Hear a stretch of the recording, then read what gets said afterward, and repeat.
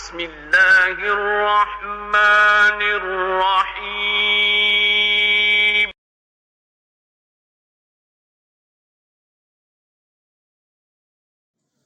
अस्सलाम वालेकुम, बिस्मिल्लाहिर्रहमानिर्रहीम। हमारा जो है आज का टॉपिक जो है वो क्या है?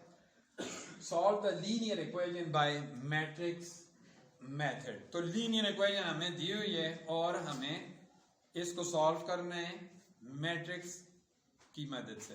तो यानी लीनियर इक्वेशन क्या होती है? सबसे पहले हमारे पास एक हमने लीनियर इक्वेशन ले ली। This is question number 2 of your 6th chapter of 6.5। तो हम आज इस क्वेश्चन को करने लगे। सबसे पहला इसमें जो मेथड है वो हमें ये यूज करना है कि इनको हमने मैट्रिक्स की फॉर्म में लिखना है कि what is the written form of matrix. तो वो किस तरह लिखना है हमने इसमें देखते हैं। जस्ट इसमें हमारे पास कोएफिशिएंट हैं, ये वेरिएबल्स हैं, ये इक्वल टू के साइड वाली वैल्यूज हैं, ये उस साइड वाली वैल्यूज हैं। जो हमारे पास जो है कॉमन वैल्यूज हैं, जो वेरिएबल्स हैं, उनको हम ए का नाम दे देते हैं। इक्वल टू के उस तरफ जो कॉमन वैल्यूज हैं उनको हम बी का नाम दे देते हैं और बाकी एक्स और वाई को हम जो हमारे पास वेरिएबल्स हैं उनको ए का नाम दे देते हैं या एक्स का नाम दे देते हैं। तो इस तरह लिखते हैं जी, ए इज इक्वल टू, यहां पर हमारे पास पहला जो इसका कोएफिशिएंट है वो 2 है, यहां 3 है। विद साइन, ये प्लस साइन है, हमने प्लस नहीं लगाया, इधर कुछ भी नहीं है तो 1 है। इट मीन 1x -4, तो ये -4 यहां पर होगा। तो ये हमारे पास 2x2 का एक मैट्रिक्स बन गया। This is matrix. हमने ये कहा बाय मैट्रिक्स मेथड। तो लीनियर इक्वेशन को पहले हम मैट्रिक्स फॉर्म में ला रहे हैं, तो ए हमने लिख लिया। Then the next thing is B. जो हमारे पास जो कॉमन जो वैल्यू इक्वल टू के दूसरी साइड पर हैं, जो कांस्टेंट वैल्यू हैं, वो 0 और 1 है। So this is b is equal to 0 1, ये हमारे पास b आ गया। And x is equal to, बाकी हमारे पास x और y रह गए कि जिनकी वैल्यू हम फाइंड करनी है। यहां पर ये लीनियर इक्वेशन को सॉल्व करना है, यानी कि उसमें जो वेरिएबल्स हैं उनको हमने क्या करना है कि उनकी वैल्यूज को लाना है। तो ये हमारे पास पहला इसका स्टेप होगा कि हमारे पास वैल्यूज को हमने मैट्रिक्स फॉर्म में लिखना है। तो आपके पास पहला क्वेश्चन यही था कि जी मैट्रिक्स फॉर्म में उन्हें लिखें। अब दूसरा क्वेश्चन ये था कि linear equation by matrix method. तो अब इसको मैट्रिक्स के मेथड से सॉल्व करें। तो मैट्रिक्स के मेथड से सॉल्व करने के लिए पहला स्टेप हमने ये कर दिया। दूसरा स्टेप हमारे पास जो है एक्स और वाई की वैल्यूज को हमने अब फाइंड करना है। सो एक्स इज इक्वल टू, हम यहां पर एक लेकर आते हैं एक और वेरिफिकेशन। ये हमारे पास एक्स वाई, इसको हमने एक्स का नाम दिया और 2 3 1 -4 ये ए का नाम दिया। इट मींस कि हमारे पास ये ए और एक्स जुड़े हुए, ए और एक्स का प्रोडक्ट है ये, और इक्वल टू की दूसरी साइड पर बी है, इक्वल टू की दूसरी साइड पर बी है। अगर हम ये कहते हैं कि x इज इक्वल टू, क्योंकि हमें x फाइंड करना है, x इज इक्वल टू, तो b तो अपनी जगह पर है, a यहां पर हमारे पास सिर्फ a है, उधर जाएगा ये, यानी कि यहां पर मल्टीप्लाई हो रहा है, उधर जाएगा डिवाइड होगा। दिस इज a, नीचे a है, तो अगर इसको ऊपर लेकर आते हैं तो this is a inverse b। सो हम इसको ऐसे लिख लेते हैं कि x is equal to a inverse b, यानी x is equal to a inverse b। ये हमारे पास दूसरा स्टेप ये आ गया कि ये हमारे पास फार्मूला बन गया कि x y को मालूम करने के लिए ये हमारे पास फार्मूला है। नंबर 3, तीसरा स्टेप हमें इसमें क्या करना है? ये अगर आप इसकी सिंप्लीफिकेशन ना भी करें तो आपके पास जस्ट x वैल्यू मालूम करने के लिए x is equal to a inverse b होता है। अब आते हैं जी कि हम इनको कि a इनवर्स b और x की वैल्यू सामने लाते हैं। x की वैल्यू हमारे पास ऑलरेडी मौजूद है, b की वैल्यू 0 1 मौजूद है। ए इनवर्स हमारे पास नहीं है। सो ए इनवर्स को मालूम करने के लिए यहां पर हम ये करते हैं, ए इनवर्स को मालूम करने के लिए एक और सेंस देते हैं कि पिछली एक्सरसाइज में हमने ये पढ़ा था, A inverse is equal to 1 over determinant of A into adjoint of A. तो ये हमारे पास है दूसरी वो चीज है कि जो हमने फाइंड करनी है, यानी कि ए इनवर्स पहले फाइंड करना है। सो ए इनवर्स फाइंड करने के लिए पहले हमें दो चीजें और फाइंड करनी पड़ेगी, ए का डिटर्मिनेंट और एडजॉइंट ऑफ ए। तो वो जल्दी से हम कर लेते हैं।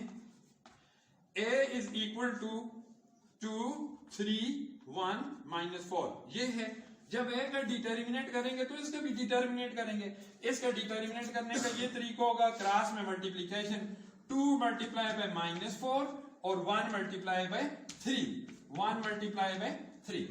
ये हमारे पास आ गया 2 4s are -8 और -3 1 is 3। Both of the values having the minus sign, so they will be added। तो हम ये कहेंगे कि माइनस माइनस प्लस हो जाएगा, साइन बड़ी रकम का लगता है 11 हो जाएगा। This is our determinant of A. इसको हम कहते हैं ए का डिटर्मिनेंट हमारे पास मौजूद है, आ गया। अब एडजॉइंट ऑफ ए करते हैं। Adjoint of A is equal to adjoint of A की वैल्यू 2 3 1 -4। तो ये एडजॉइंट ऑफ दिस वैल्यू, ये होगा क्या?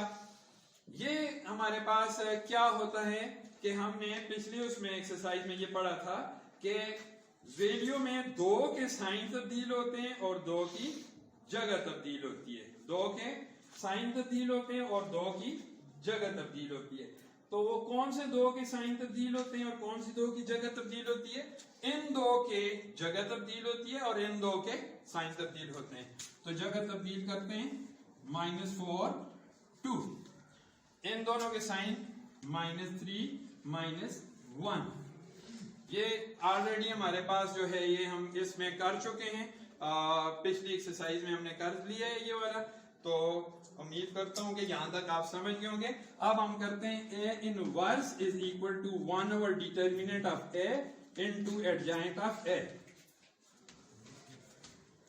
ये फार्मूला हमारे पास आ गया, नोट करें।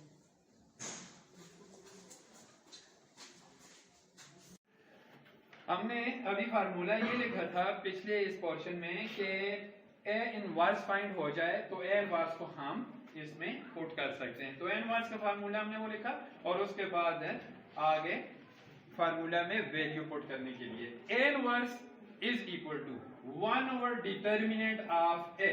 तो -11 इसका डिटर्मिनेंट आया और एडजॉइंट ऑफ ए -4 -3 -1 और 2। ये हमारे पास है ए इनवर्स की वैल्यू आ गई। अब हम ये करते हैं कि ए इनवर्स की वैल्यू को हम इस फार्मूला में पुट कर देते हैं, x is equal to A inverse b।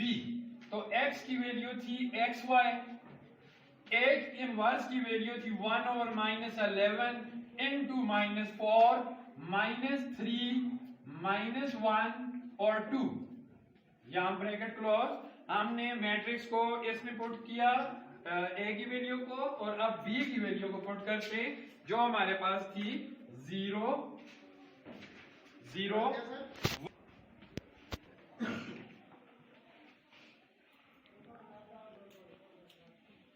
X Y की वैल्यू हमने पुट की, ए की वैल्यू पुट की और बी की वैल्यू पुट की।